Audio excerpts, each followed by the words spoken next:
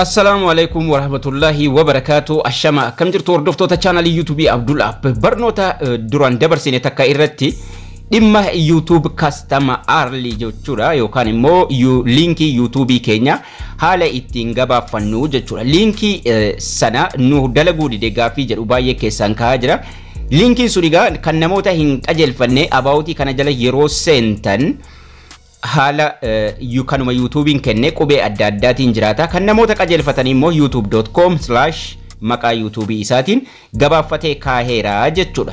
Haala kamiin qajeelchuu dandeenya jedhanii namoonni keessan screenshotii na ergaa turanii bakki sun nu dalaguu didee ka jedhu jechuudha. Kana waliin ilaalla. Linkiin tokko YouTubein video maxxanse jala inni jira. Akkasuma youtube.com handle jechuudhaan seenuu dandeessu. Kana garuu kan isin seentanii fayyadamuu dandeessanii gaa warri duraan fayyadamtan warri duraan linkii keessan gabaafattan kun ka gubbaa ka YouTubein isiniif kennee jechuudha. Ka qubee adda addaa customerly warri godhattan haala kanaan maqaa keessanitti deebi'ee jira. Diileetii gochuun qabdanu akkuma sanatti taahuu qaba jechuudha.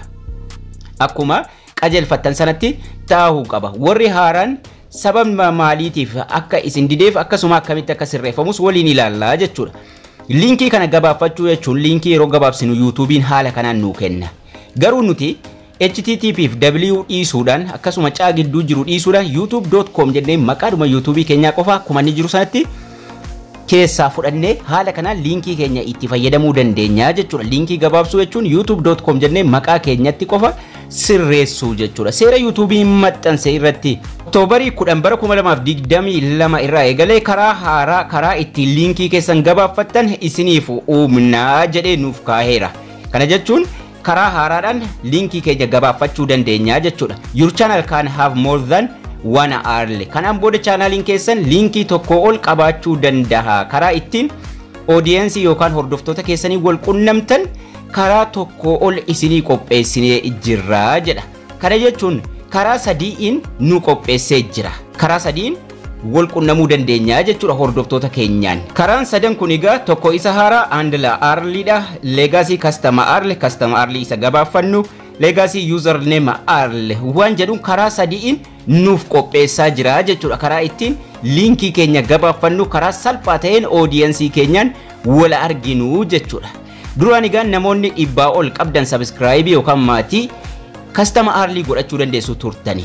Channel customization irra seentanii mata duree basic info jedhu jala duraan sirriitti gabaafachuu dandeessu turtanii jechuudha.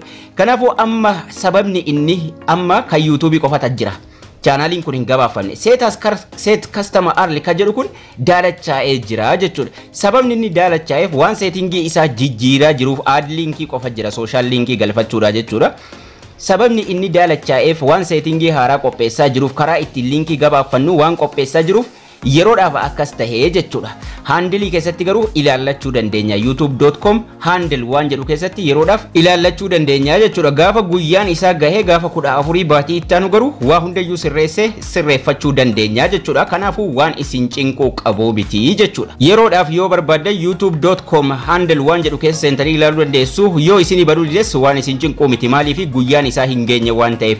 Garuu warri duraan sirreeffattan gabaafattan laakiidha sirriitti jechuudha. Maaliif seerri YouTube jijjiiramaa taha barnoota yeroo sanatti darbe yeroodhuma sana irraa sirreeffachuun baay'ee barbaachisaadha jechuudha. Waan isin ajaa'ibu gariin dhufanii akkaataa YouTube itti banatanii ilaalanii viidiyoo duraanii keessa deebi'anii ilaalanii viidiyoo duraanii hedduu isin fayyada. Viidiyoon barumsaa wanni yeroon isaa itti darbu tokko ittiin hin jiru. Playlistii jala seentanii adda addatti qoodamee barnoonni emailii, barnoonni YouTube, barnoonni AdSense, barnoonni StreamYard live seenuuf hundinuu sirriitti ni jira. Sana keessa deebitanii hordofuu qabdu. Gariin koomentii irratti viidiyoo akkasii nu hojjedhu abduu jedha. Hojjetamee jira viidiyoo marti dhimma YouTube ilaallatu waan haaraadhaan ala. Kanaafuu keessa deebi'aatii ilaalaa yeroodhaan waa takka waan sirreeffachuu qabdan sirreeffadhaan isiniin jedha. Barnoonni keenya har'aas kana fakkaata.